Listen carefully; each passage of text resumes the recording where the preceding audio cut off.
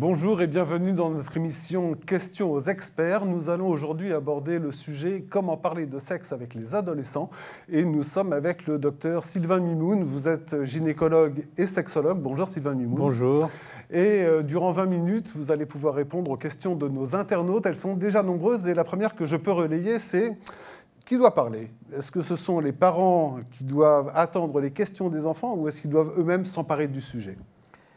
Idéalement, il vaut mieux que ce soit les ados qui posent leurs questions. Et si un ado pose une question, l'idée, c'est pas de lui dire « on verra demain ». Parce que s'il pose la question aujourd'hui, peut-être qu'il ne la reposera pas une heure après. Parce que ça le déborde et il faut répondre à la question quand il se pose la question. Et si la question ne vient pas Et si la question ne vient pas, il y a différentes astuces pour essayer de tendre la perche, entre guillemets. Mais c'est vrai qu'il peut y avoir des émissions pour pouvoir aborder le sujet, il peut y avoir des bouquins, il peut y avoir des articles. Et toutes ces attitudes-là permettent en fait à un moment donné d'ouvrir la porte dans la communication avec les ados. Je vous rappelle que cette émission se déroule en direct et vous pouvez poser vos questions au docteur Sylvain Mimoun à travers la boîte de dialogue située en bas de votre écran. Parler de sexe, est-ce que c'est aussi le rôle de l'école ? Oui et non, parce que l'école aborde tous les sujets, mais en même temps, il y a une hiérarchie dans l'école. Il y a les profs qui, théoriquement, sont au-dessus des élèves et ne sont pas à égalité avec les élèves, même si certains élèves essayent d'occuper d'autres places. Mais dans les faits, donc si l'école veut décider d'aborder ce type de sujet, pourquoi pas ? Mais il ne faut pas que ce soit une obligation. Et si on a vu certains professeurs aborder ce sujet-là, quand il y avait à un moment donné, avec les cours de SVT, des topos sur la sexualité, on voyait certains professeurs qui étaient très mal à l'aise avec le sujet, et il valait mieux qu'ils ne le fassent pas. Parce que là, pour être la risée de ces ados qui sont déjà plutôt mal à l'aise et qui ont envie, le rire est une bonne défense, entre guillemets, et donc ils préfèrent agresser par le rire. Et ça, c'était pas terrible. Ça se termine en chèque général. Voilà, exactement. Et surtout que le sujet prête à ça, quoi, ou pourrait prêter à ça. Faut-il forcément parler de la sexualité à travers la question « Comment on fait des bébés ?» Non, alors là, sûrement pas. Et d'ailleurs, quand des parents, moi je suis gynécologue et andrologue étant le gynécologue de l'homme, quand il y a des parents qui me disent « Non, mais moi j'ai toujours parlé de sexualité à ma fille puisque je lui ai parlé de contraception ». La contraception, c'est une très bonne méthode, il y a beaucoup de bons moyens, mais ce n'est pas une bonne façon d'aborder la sexualité. Alors justement, j'ai une question là d'une de nos internautes. Ma fille a 14 ans, comment aborder avec elle le sujet de la contraception ? Alors, si la fille aborde la question de mes copines prennent tel ou tel moyen de contraception, est-ce que je peux la prendre ou non? Pourquoi pas? Maintenant, si la fille dit j'ai un copain et la mère ou le père, c'est souvent la mère, saute sur l'occasion en disant il faut que tu prennes la pilule, c'est répondre à côté de la question. Objectivement, c'est à côté de la question. Bien sûr qu'on a besoin de se protéger pour ne pas être enceinte involontairement et de manière indésirée surtout, mais ce n'est pas une bonne façon de lier ça immédiatement, quoi. On n'échappera pas à cette question. Pourquoi les sites pornographiques sont-ils toujours si facilement accessibles pour les jeunes ? Surtout que maintenant, les sites pornographiques ou Internet en général peut apparaître sur les téléphones et que les ados, on sait que dès qu'il y a du sexe quelque part, c'est ce qui va attirer l'attention, j'ai envie de dire, de tout le monde, des ados et des moins ados. Mais la vraie question, c'est qu'est-ce qu'on fait avec ça? C'est pour ça que le sujet pour moi avec les ados et la pornographie, c'est de répondre d'une part à leurs questions et d'autre part de dire qu'est-ce qu'ils voudraient savoir. Alors justement, une autre question, quelles sont les conséquences de la pornographie sur la sexualité des adolescents? Et question qui va avec, comment expliquer aux jeunes que les films X, c'est du cinéma? En leur répondant que c'est du cinéma, mais ça ne suffira pas. Parce que pour eux, ils ont envie de croire que ce qu'ils voient est vrai et que si encore quand ils posent la question, c'est pas mal parce qu'on peut leur répondre, on peut les recadrer. Mais quand ils ne posent pas la question, ils se mettent à imaginer. Personne ne leur a rien dit, mais ils gardent en tête que le rapport sexuel durait 1 heure, qu'il y avait plein de positions qui étaient faites, etc. Et qu'eux ne connaissent aucune position. Je vois des ados qui me disent « je connais très peu de positions ». Je dis « mais on s'en fout de ça. Ce qui compte, c'est que vous soyez bien ou tu sois bien avec la fille avec qui tu es. » Et à partir du moment où ils sont dans cette communication-là, les choses vont se dérouler tranquillement. À partir de quel âge il faut ou on peut parler de sexualité avec les enfants? À partir de quel âge pour les enfants, bien sûr? Bien sûr. À tout âge, si tant est que l'enfant a une question là-dessus. Mais l'erreur, ça serait de se dire « je suis parent ou éducateur ou grand frère ou oncle, etc. et donc je vais leur faire un cours de sexualité ». C'est pour ça que les cours de sexualité ne sont pas terribles. C'est pas, ce qui compte, ce n'est pas de savoir techniquement ce qui va se passer. Même quand les enfants posaient la question « comment on fait des bébés ?», ils ne demandaient pas de la technique.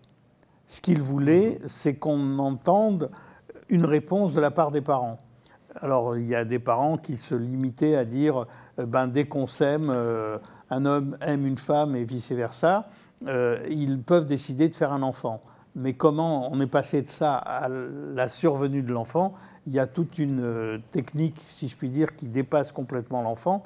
Et si par hasard, on rentrait dans le détail de ce qui se passait dans le rapport, l'enfant arrête de parler et n'écoute plus, quoi, en tout cas.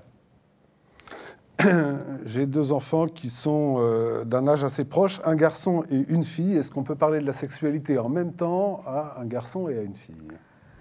On pourrait, mais je déconseille en fait parce que l'un comme l'autre n'ont pas les mêmes questions et il vaut mieux faire des réponses personnalisées pour l'une ou pour l'un. Il y a une question qui ressemble un peu à celle-là. Est-ce qu'on peut confier l'information sur la sexualité à un grand frère ou à une grande sœur quand on est parent? On pourrait, mais en fait, il vaut mieux que l'enfant, se sentant plus proche de son grand frère ou sa grande sœur, puisse le poser leurs questions et que les parents ne se disent pas pourquoi ils leur ont posé la question à eux plutôt qu'à nous. Parce qu'en fait, les parents sont quand même les personnes qu'il faut respecter au sens fermé du terme. Et donc, il y a plein de choses que l'enfant lui-même n'a pas envie d'aborder avec ses parents. C'est forcément la mère pour les filles et le père pour les garçons? Pas du tout. C'est la personne avec qui l'enfant se sent le plus à l'aise. Et il y a des parents, des enfants qui sont plus à l'aise avec leur père qu'avec leur mère et vice-versa. Donc, à partir du moment où on sait qu'on peut se confier à la personne, mère ou père, avec qui on se sent à l'aise, à ce moment-là, autant lui poser la question sans hésitation. J'ai une question. Ma fille m'interroge sur la sexualité en présence de son père. Cela me gêne. J'ai envie de dire, ça c'est le problème de la mère. C'est le problème de la mère, mais idéalement, il faudrait que soit elle en parle avec son conjoint et qu'elle voit comment ils peuvent faire pour se sentir à l'aise, et l'un et l'autre, quand quelqu'un, un enfant ou leur pose la question, mais pas en n'interdisant pas, en tout cas, à l'enfant de poser ces questions-là, quoi. Quelque chose qui est un peu proche. Je vis séparé de mon mari. Je sais qu'il a parlé de sexualité avec notre fils de 13 ans, mais celui-ci refuse de me dire ce qu'il lui a dit. Est-ce que c'est normal de séparer? Oui, ça c'est normal, par contre. Et là, elle n'a pas à savoir. Elle n'a pas à savoir parce que ça, c'est le jardin secret qu'il a avec son père. Et donc, il n'a pas envie de discuter de ça comme ça. D'autant que s'il a pu aborder ce sujet-là avec son père, peut-être que c'est le père qui a parlé et l'enfant n'a fait qu'écouter. Et il n'a pas envie de redire ce que son père a pu lui dire. Donc, il faut respecter ces différents jardins secrets. Comment expliquer ce qu'est un rapport sexuel? La place des préliminaires, peut-il y avoir des rapports sans pénétration? Enfin, voilà. Comment on rentre un peu dans le détail physique des choses? Alors là aussi, ça dépend. C'est pour ça que à quel âge on peut commencer ça. Il y a des enfants qui sont très précoces et qui peuvent intégrer des mots, mais il faut se méfier de ces mots-là parce qu'ils peuvent dire des mots, mais ils ne connaissent pas du tout le sens de ce mot-là. Et donc, ils peuvent paraître à l'aise alors qu'ils ne le sont pas du tout. Globalement, pour aborder le sujet de la sexualité et du détail technique, entre guillemets, de cela, je pense qu'il y a différents niveaux. Le niveau qui passe presque à tous les coups, c'est l'amour, avec un grand A. Après, c'est l'affection. Après, c'est on se fait des massages, on se fait des caresses, on se fait du bien. On est avec quelqu'un qu'on aime, donc on a envie de donner du bonheur à l'autre, voire du plaisir à l'autre. Et après, progressivement, les questions vont venir. Et peut-être que de ce fait-là, l'enfant va poser la question sur la masturbation et sur le vrai plaisir qu'il peut ressentir. Et est-ce que ce vrai plaisir-là, ça a à voir avec le rapport sexuel ou non ? On a d'autres questions sur ces points précis. Les besoins des garçons en matière sexuelle sont-ils supérieurs à ceux des filles ? En apparence, oui, mais dans les faits, je ne suis pas si sûr que cela, tout simplement parce que les filles, maintenant, sont beaucoup plus à l'aise avec elles-mêmes et elles abordent beaucoup plus de sujets. Alors c'est vrai, quand elles sont en groupe, soit elles ont envie de frimer vis-à-vis des copines et donc elles en disent un peu plus qu'elles ne pensent elles-mêmes, mais globalement, elles en savent au moins autant que les garçons et elles peuvent être demandeuses au moins autant que les garçons. Alors certaines ne sont pas demandeuses. Comment une jeune fille peut dire non si son petit ami est trop insistant ? Alors, première chose, c'est qu'il faut que le petit ami ou les jeunes garçons, les ados en clair, garçons, puissent apprendre qu'en effet, ce n'est pas parce qu'ils sont avec quelqu'un qu'elle est obligée de dire oui. Hein, et ça, il faudra un peu de temps et toutes les histoires actuelles poussent à rééduquer la société de manière générale. Et dans l'adolescence, c'est la bonne période pour se réadapter. Et si une fille arrive à se sentir à l'aise avec le garçon avec qui elle est, elle se sentira à l'aise que si elle sait qu'il y a des limites et que ces limites vont être respectées. À partir du moment où elle sait que quand elle accepte de prendre ça, on va lui donner tout le corps, là, il y a quelque chose qui ne va pas aller et il faut absolument entendre que non, c'est non et oui, éventuellement, c'est oui. Notre fils demande à son père de lui acheter des préservatifs. Doit-il le faire ou dire à son fils de les acheter lui-même ? Objectivement, les deux réponses peuvent être valables. Je pense que c'est plus facile pour un père d'acheter des préservatifs pour son fils que lui-même qui doit aller, même dans une pharmacie ou a fortiori dans une pharmacie, pour demander des préservatifs. Comment savoir si un ado est hétéro ou homosexuel ? On ne peut pas le savoir. Comme ça, ce n'est pas marqué sur son front, ce n'est pas marqué sur ses yeux. C'est théoriquement un jour en lui posant la question, mais je dis bien un jour. C'est-à-dire qu'il faut beaucoup de confiance, ne serait-ce que vis-à-vis de lui-même, pour qu'il accepte de se dire homosexuel. Il y a beaucoup d'homos qui... J'ai lu le titre d'un article de Muriel Robin qui disait « Je ne suis pas homosexuel », alors qu'elle vit avec une femme, et que tout le monde dit « elle est homosexuelle ». Ils ont raison sur une part, ils ont tort sur une autre, et alors a fortiori pour l'ado qui commence à découvrir sa situation sociale, je crois que c'est pas... Heureusement que ce n'est pas marqué sur son front. Et doit-on expliquer à ses enfants les pratiques des homosexuels ? À mon avis, non. Parce que même pour un hétéro adulte, si on lui disait techniquement ce qu'il faut faire avec une femme quand on est hétéro, ou pour un homme voilà, quand on parle à une femme, même dans ce cas-là, ce n'est pas bien vécu par la personne, parce qu'ils trouvent, les ados en particulier, c'est le moment où ils sont le plus vite dégoûtés par la sexualité, même s'ils sont très attirés par la sexualité. Quand on dit il faut la pénétrer, on voit même sur leur visage, ils font une grimace, etc. Alors a fortiori, si on commence à dire entre deux garçons, il faut faire ceci, entre deux filles, il faut faire cela, laissons les questions venir, et au fur et à mesure que ces questions se construisent à l'intérieur de la personne qui va poser la question, elles sont prêtes déjà à entendre un certain nombre de réponses. Je vous rappelle que nous sommes avec le docteur Sylvain Mimoun qui a écrit un livre sur tous ces sujets et vous pouvez continuer de poser vos questions en direct à partir de la boîte de dialogue en bas de votre écran. J'ai voulu parler de sexualité avec mes enfants. Ils ont rigolé en me disant « Pas la peine, on ne t'a pas attendu. Est-ce que je dois revenir sur le sujet ?» A priori, non. Mais ça n'empêche qu'à l'occasion, par exemple, de cette émission, de dire « mais moi, je veux bien répondre à vos questions », et peut-être qu'ils lui feront la même réponse « on ne t'a pas attendu ». Ma fille a eu un premier rapport douloureux et depuis refuse toute relation. Que lui dire?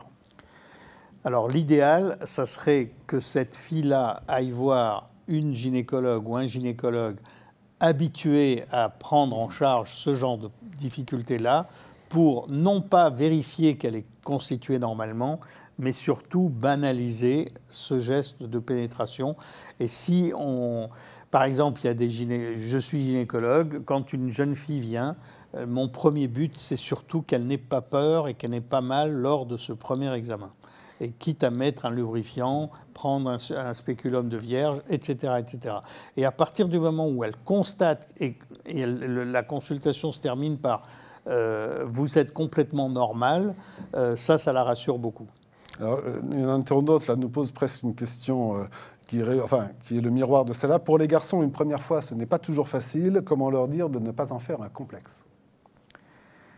C'est même utile qu'ils sachent que c'est facile pour personne. Donc au moins, on les met dans le lot de la difficulté. Ça relativise. Et à partir du moment où on est dans ce lot-là, on pourra voir comment, petit à petit, banaliser les gestes qu'il pourrait avoir. Parce que derrière cette question, il peut en avoir d'autres qui vont être beaucoup plus faciles à sortir ou, au contraire, plus précises. Les copains de mon enfant lui ont dit que la circoncision améliorait les performances sexuelles. Qu'est-ce que je dois lui dire? Que c'est faux. Enfin, il n'y a pas une attitude vraie dans ce domaine. Il y a des hommes qui sont circoncis, qui se disent « c'est grâce à ma circoncision que je suis performant ». En fait, la performance, pour préciser les choses, c'est que habituellement, on dit que quand un homme est circoncis, le rapport peut durer plus longtemps. Et si le rapport peut durer plus longtemps, du coup, on peut s'amuser plus longtemps et les choses peuvent être bien. Mais dans les faits, je sais qu'il y a beaucoup d'hommes circoncis, pour des raisons religieuses par exemple, qui sont éjaculateurs précoces. Ça n'a pas changé leur rapidité d'éjaculation. Et vice-versa, si jamais ils ont eu tel geste étant enfants, ils n'ont connu que ça. Donc, est-ce à dire qu'il faille faire ça pour que le rapport sexuel soit mieux? C'est too much. Je vois dans le lit de mon fils qu'il doit se masturber. Comment évoquer cela avec lui? Je crois qu'il ne faut pas l'évoquer, sauf si le fils a des questions là-dessus. L'erreur à ne pas faire, c'est de dire « Tiens, je vois que tu as des taches sur tes draps, tu dois peut-être me dire quelque chose. » Non, on n'a pas besoin de tout savoir sur les enfants. En tant que parent, je dirais que quand j'apprends que mon fils se masturbe et qu'il y a des taches sur le drap, je suis rassuré parce que tout fonctionne. Et à partir du moment où tout fonctionne, voilà, c'est bon signe. Donc je crois qu'il faut que le parent soit rassuré par le bon fonctionnement de leur enfant. Est-il vrai que les MST, donc les maladies sexuellement transmissibles, sont de plus en plus fréquentes chez les adolescents? Alors c'était vrai il y a encore pas si longtemps, et je crois que c'est un peu moins vrai maintenant, d'abord parce qu'ils n'hésitent pas, les ados, à consulter et à demander à quelqu'un de leur entourage. Alors quitte à ce que ce soit par le biais du médecin scolaire, que ce soit par le médecin de famille. Alors si par chance ils ont confiance au médecin de famille, ils vont poser la question à la personne médicale qui est la plus proche de lui, quoi. Avec qui il se sent le plus proche. Peut-on parler de la sexualité avec ses enfants en évoquant ses propres expériences? Sûrement pas. Je crois que nous, on n'a pas, en tant que parents, on n'a pas raconté nos guerres, comme on dit, et à dire, voilà, moi, quand j'avais ton âge, ceci, cela, parce que d'abord, l'ado n'en a rien à faire, et déjà qu'il se sent en compétition avec son parent, du même sexe en tout cas, donc il va s'en faire un monde pour rien, quoi. Une question qui ressemble un peu à ça, comment raconter le plaisir sexuel à des adolescents? Le plaisir sexuel. Eh bien, en évoquant le bonheur de découvrir ce monde-là. Et si on vit les choses agréablement, si on a vécu les choses agréablement et qu'on parle de ce côté agréable, du bonheur qu'on a pu avoir, à ce moment-là, il va en rester, j'espère, un certain nombre de traces positives. J'ai une question là, sur quelqu'un qui s'inquiète de voir beaucoup de people, ce qu'on appelle des people, des artistes ou autres, évoquant leur bisexualité. Est-ce que c'est un sujet à évoquer avec les adolescents, nous demande cet internaute? A priori non, pour deux raisons. Parce que les ados, par définition, ont une sexualité virtuelle pas loin, quoi. Et donc ils sont plus dans « je vais jouer un rôle » que je vais m'investir dans ce rôle. Et le problème de la bisexualité, c'est qu'il y a des ados qui, en effet, il y a des filles, par exemple, qui se disent je vais en boîte et je flirte avec une copine. Et quand je leur ai demandé, ça c'était en dehors de l'émission, quand c'était en consultation, même quand je leur dis mais est-ce que vous aviez envie de flirter avec une femme? Il dit non, mais je sais que ça excite les garçons. Donc c'était une sorte de stratagème. Un jeu. Ce n'est qu'un jeu, quoi. Un jeu de rôle. Et ce jeu de rôle, c'est pas ça qui leur permettra d'éprouver quelque chose. Ce qui importe dans la sexualité, c'est d'éprouver des choses soi-même. Une dernière question à laquelle vous avez un petit peu répondu tout à l'heure, mais je pense qu'il est bon de la reposer. Est-ce que les parents doivent toujours faire le lien entre relations sexuelles et sentiments? Non. Là, pour le coup, si vous voulez gonfler vos enfants ou lasser vos enfants, ils vous diront plus rien. On peut beaucoup aimer et ne jamais faire l'amour avec la personne qu'on aime beaucoup, pour X raisons, parce qu'on le met sur un piédestal, et d'autres fois, il y a des personnes, malheureusement, pour eux ou pour elles, qui préfèrent faire l'amour avec des gens qu'elles n'aiment pas et laisser l'amour en boîte. Donc, les sentiments d'un côté. Voilà, et ça c'est dommage. C'est réellement dommage parce que les gens qui ont de l'expérience se rendent compte que, par exemple, il y a les garçons, les hommes en général, qui disent « moi je m'en fous d'aimer, ce que je veux c'est faire l'amour ». Et jusqu'au jour où eux-mêmes ont aimé. Et ils se sont rendus compte qu'en faisant l'amour avec quelqu'un qu'ils aimaient, le plaisir était décuplé, beaucoup plus grand. Et c'est ça qui compte pour les ados aussi, c'est qu'ils sachent que ce plaisir-là, mais on ne peut pas faire semblant d'être amoureux. C'est ça la vraie question. C'est peut-être une bonne conclusion. Voilà. Cette émission est maintenant terminée. Vous pourrez la revoir dès demain sur la page Facebook de Pourquoi Docteur et à partir de samedi sur notre site. Merci Sylvain Mimoun. Merci à vous pour votre participation et votre fidélité. Nous vous retrouverons mercredi prochain, le 21 novembre, avec une nouvelle émission animée par Barbara Azaïs, cette fois sur le thème de l'alimentation des nourrissons. À bientôt sur Pourquoi Docteur. Bonsoir.